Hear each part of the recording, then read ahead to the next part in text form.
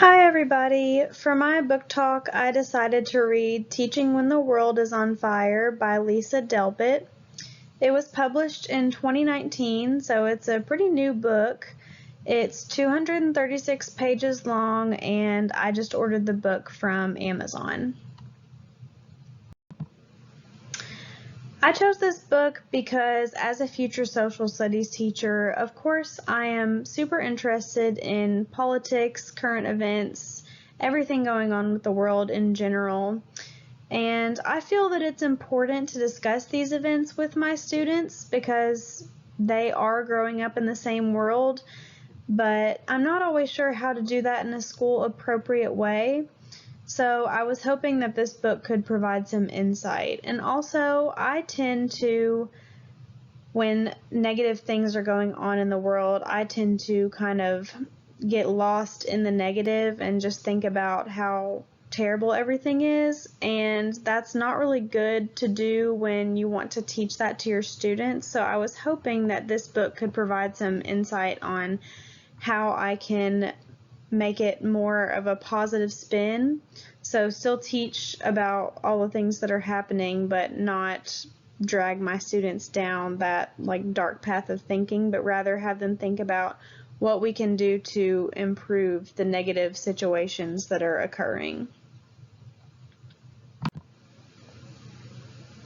So this book, it was edited by Lisa Delpit, but it has multiple authors because this book is comprised of excerpts from various people across the country who are either current or former teachers, principals, or other administration in a school, college professors, or they have some other relation to the education field. It has sections on politics, safety in schools, race, gender, climate, and culture. And each individual chapter is an excerpt from a different person. And typically the excerpt consists of a little story or anecdote that the person writing it has experienced as a teacher that relates to the section at hand. So, for example, if we were in the gender section, they may tell a story about a time when the topic or issue of gender came up in their classroom and they decided to or had to teach their students about it.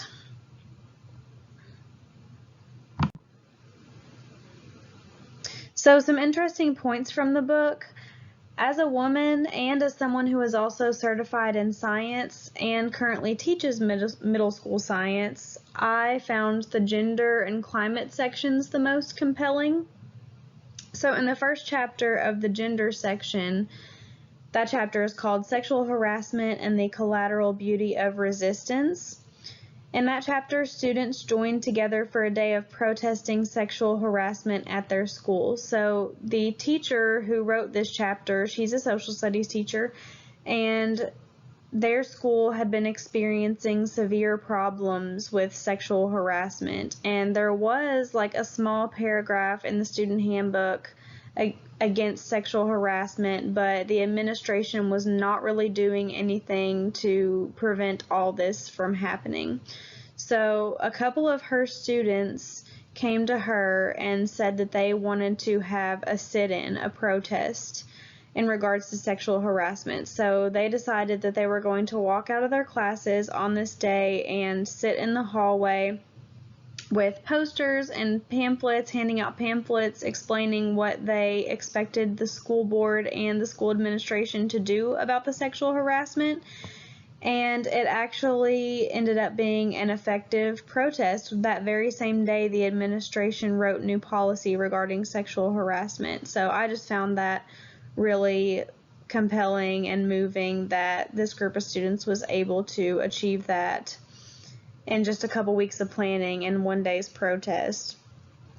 And then in the first chapter of the climate section, that chapter was called Climate Science Meets a Stubborn Obstacle, Students.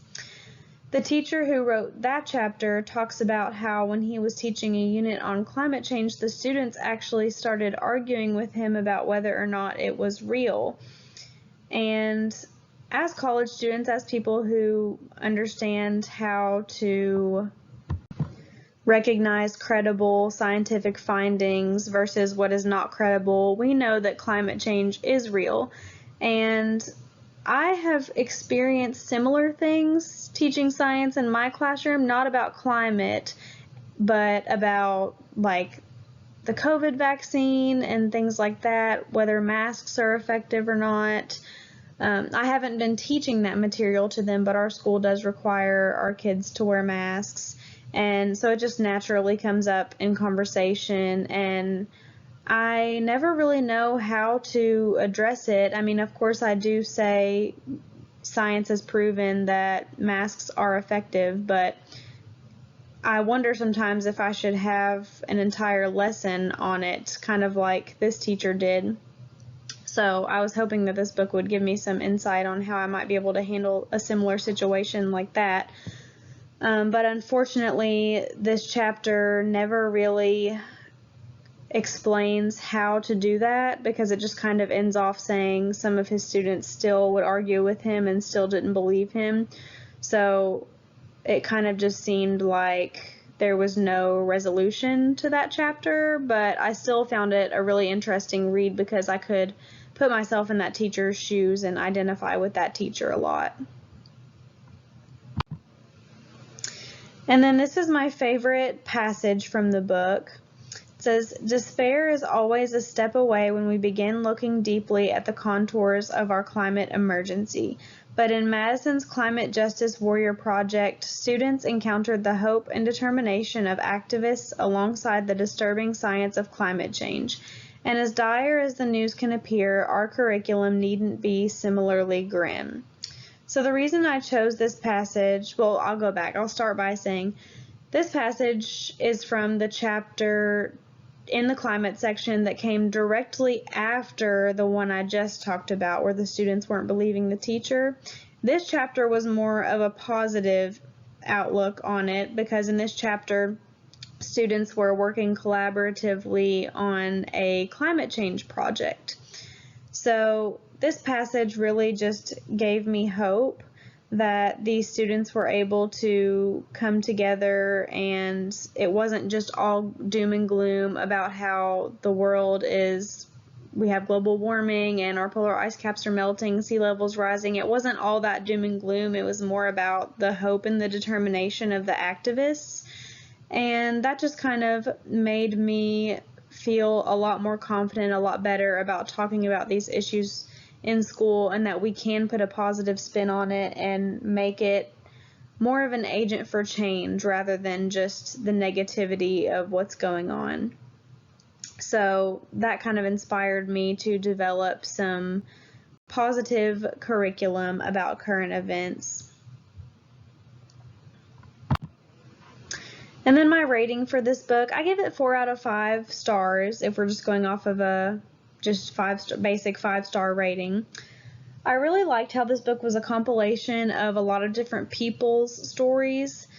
I think that that's the best way to do a book like this, because when you're writing a book about so many different topics with so many diverse groups such as race, gender, and culture, it's important to have a lot of different voices in order to get an accurate representation of all those things.